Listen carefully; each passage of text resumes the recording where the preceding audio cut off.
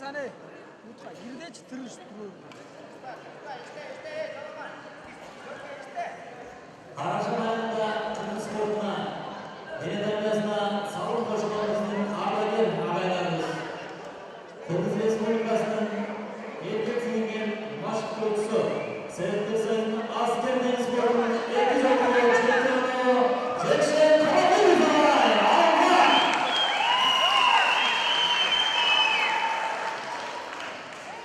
Seyrettirsen sporcuları, Kırgız Respublikası'nın Seyrettirsen erkek sürüngen baş koçusu, Kırgız Respublikası'nın Köş Federasyası'nın vice-prezidenti Celiş Bektaş Gökbayev.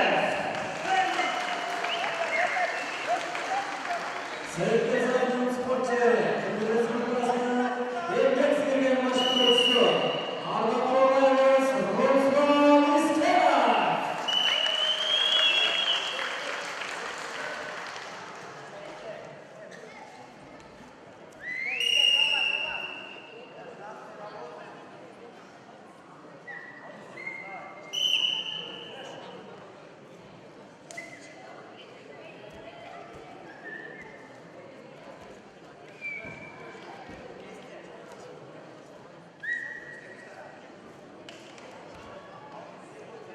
Kırgız sporunun legendası, Kırgız Respublikası'nın Kırgız esnetinin 80-70 yıllarda klasikalık koş boyunca Bravo komandasının başkanı pilotusu, legenda sporda Vitaliy Stepanovich Filipovski.